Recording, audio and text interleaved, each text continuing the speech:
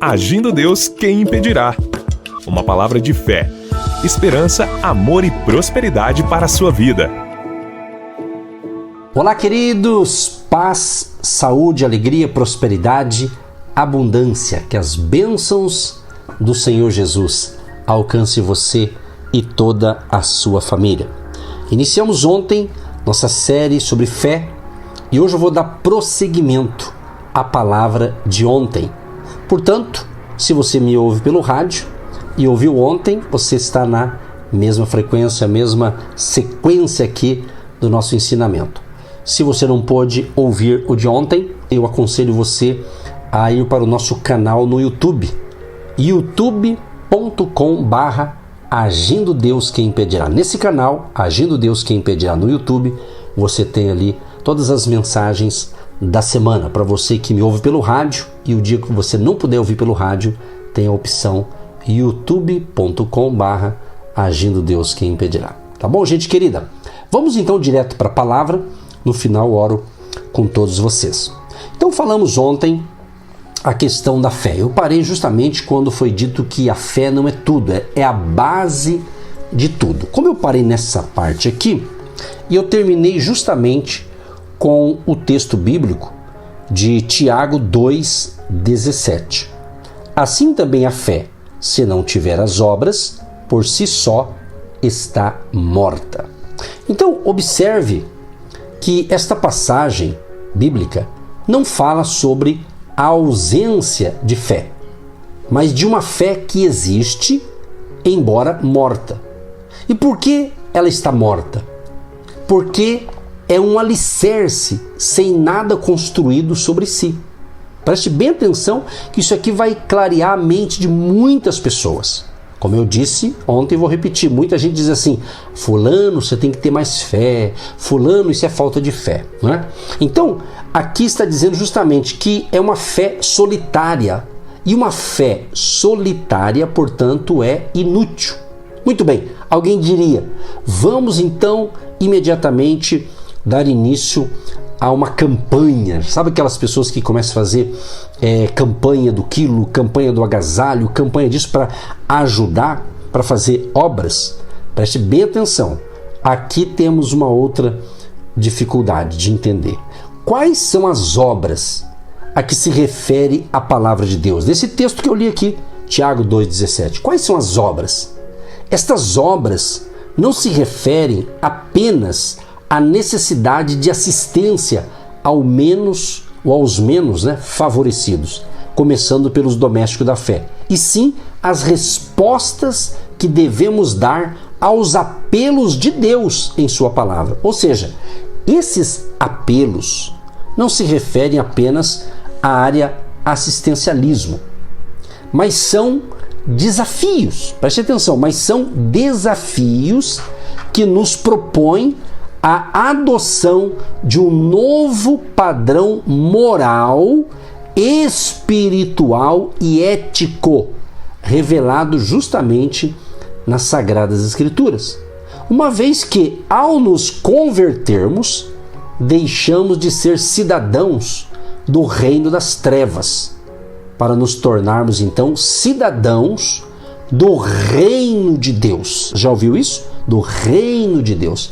Lembra ontem quando eu disse a questão das forças do mal, do inimigo, que ele justamente ele tem usado os veículos de comunicação para propagar violência, sexo, drogas, né? E justamente o que mais ele gosta é cegar as pessoas, entendeu? É disso que eu estou falando. Então está dizendo o quê? O inimigo, o diabo, ele cega.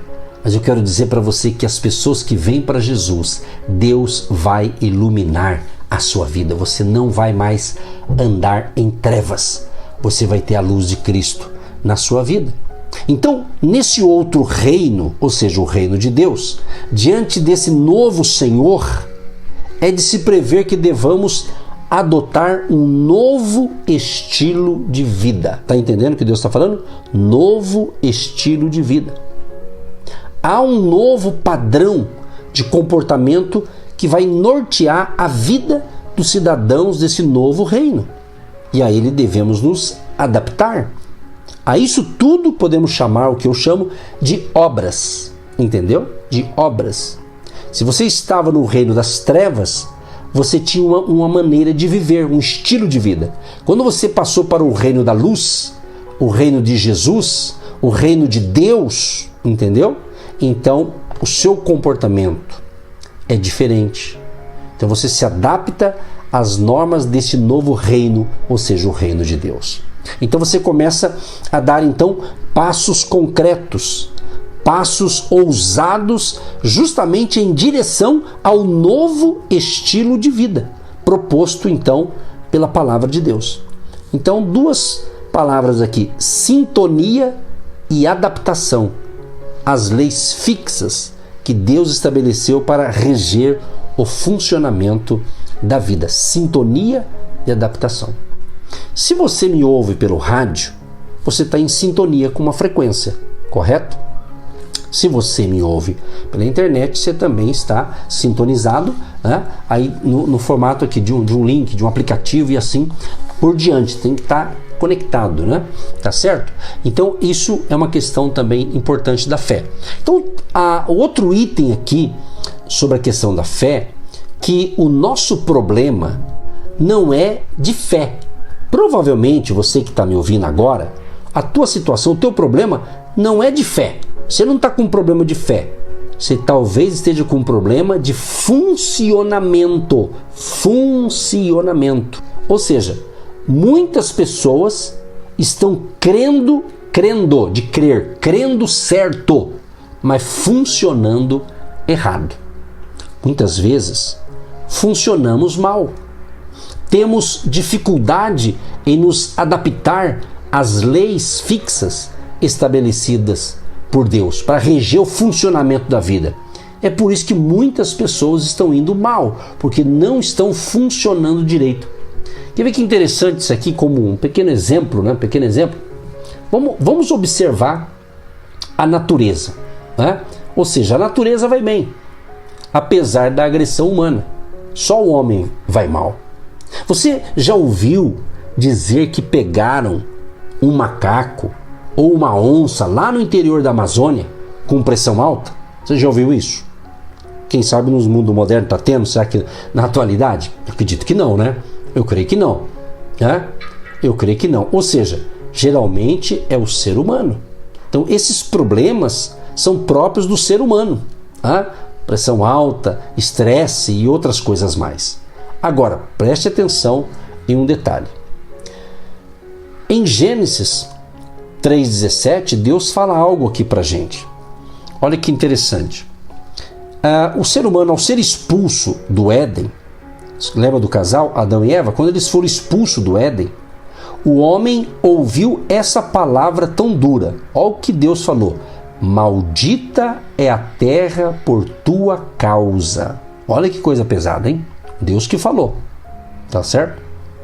E os cientistas já têm dito que todas as espécies vivas que habitam a Terra são necessárias ao seu funcionamento, menos o homem. Palavra de cientista, ok? Se tirássemos as minhocas daqui, já viu minhoca, né? Se tirar as minhocas, seria um grande prejuízo para o planeta, sabia? Se tirássemos os sapos, né? Os insetos, os peixes, as aves, etc., causaríamos prejuízos irreparáveis à Terra. Se tirássemos o homem daqui, né? O homem que eu digo, o ser humano, o homem, mulher, o homem, talvez seria um favor, seria uma limpeza. Olhando por essa ótica aqui, preste atenção para você não interpretar mal a palavra de hoje. Ou seja, o planeta respiraria aliviado. Sabe por quê? Sabe por que tudo isso? Porque o homem funciona mal, não se adapta às leis fixas de Deus, ou seja, às normas que presidem o funcionamento da vida. Então eis um grande dilema aqui, ou uma grande dificuldade. Cremos certo, mas funcionamos errado. É por isso, apesar da fé, temos sofrido muitas derrotas. Agora você deve estar entendendo isso aqui, não é verdade? Então só dizer que tem fé não é suficiente, ok? Porque há uma pergunta que eu quero te fazer agora. Pode, por exemplo, o povo de Deus, que se considera, se você considera parte do povo de Deus, ou um filho de Deus, uma filha de Deus, pode o povo de Deus ser destruído? É possível. É possível. É possível ou não? Tem gente que diz que não. Mas a Bíblia diz que sim. Olha só, são inúmeras as passagens bíblicas que afirmam isso. A mais conhecida é Oséias, capítulo 4, verso 6. O meu povo está sendo destruído, porque lhe falta conhecimento. Conhecimento. Isaías, capítulo 5, verso 13, diz assim: é por essa ignorância, por essa ingratidão, que vou mandar meu povo para a escravidão. Esse aqui é um texto de Isaías 5, verso 13. Então observe aqui que eu falei algumas expressões, ignorância, falta de conhecimento, falta de entendimento, ou seja, o que faltava e ainda falta ao povo de Deus é conhecer. Será que é conhecer? Certamente não é o fato de que há um único e verdadeiro Deus. A pessoa acredita em Deus, que não há salvação em nenhum outro a não ser o Senhor Jesus. Jesus é o caminho, a verdade e a vida. Provavelmente você que está me ouvindo sabe disso e acredita nisso, né? Todos nós sabemos, certamente você sabe disso, né? O que nos falta conhecer, e por isso experimentamos derrotas, sabe do que? São os atributos desse Deus maravilhoso, desse Deus glorioso, ou seja, características em sua natureza que a Bíblia diz que devemos não só conhecer, mas imitar. Preste atenção. O grande problema de nós humanos, que a gente enfrenta, é que cada um de nós quer ser um Deus, só que um Deus com letra, com D minúsculo, entendeu? Minúsculo. A única espécie que se recusa a adaptar-se a uma regra pré-estabelecida sobre a Terra são os homens, somos nós. O homem, quando eu falo homem, eu estou falando o ser humano, o homem ou a mulher, né? O homem quer levantar-se pela manhã e dizer: eu vou, eu faço, eu aconteço. Quer traçar o seu próprio caminho, quer ser independente até do seu próprio Criador. Mas olha o que diz Tiago, capítulo 4, a partir do 13. Prestem atenção, vocês que dizem: hoje ou amanhã vamos a esta ou aquela cidade, ficaremos ali um ano e exploraremos um negócio lucrativo. Como é que sabem o que vai acontecer amanhã? A duração das suas vidas é tão incerta quanto a neblina do amanhecer. Agora se vê, mas logo se esvai. O que vocês devem dizer é: se o Senhor quiser, viveremos e faremos isto ou aquilo.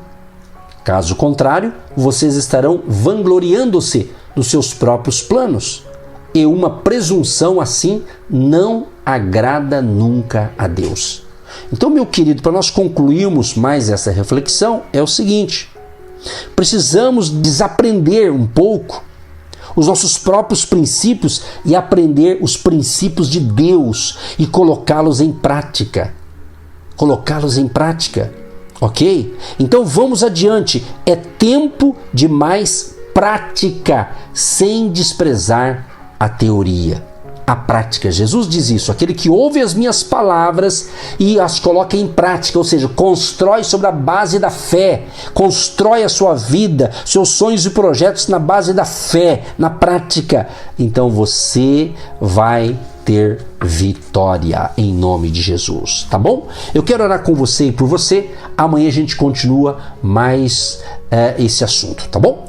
Deus Todo-Poderoso, em nome de Jesus, eu quero te agradecer por mais um dia de vida, te agradecer por estar sendo um instrumento para transmitir ensinamentos, para transmitir o momento da fé, o momento de esperança, instruindo os teus filhos e filhas para que possam crescer na graça e no conhecimento da tua palavra. Libera libero uma unção de entendimento, de clareza, que esta palavra possa impactar o coração e a mente e o espírito deste ouvinte e sejam abençoados em nome de Jesus. Deus, abençoa também aqueles que são ofertantes, contribuintes, aqueles que semeiam uma semente de fé no nosso ministério Agindo Deus. Libera o teu favor e uma grande prosperidade de portas abertas na área financeira para todos que precisam e necessitam. Em nome de Jesus. Amém.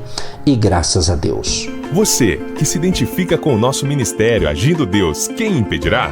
E tem interesse em investir uma oferta missionária em nossa programação? Torne-se um agente de Deus e faça parte dessas pessoas de fé que semeiam com fé e vão colher o que semeiam. Anote: Banco do Brasil, agência 1243-2, conta corrente 68630-1. Que Deus prospere a sua vida. Agindo Deus, quem impedirá? De segunda a sexta, uma palavra para abençoar sua vida.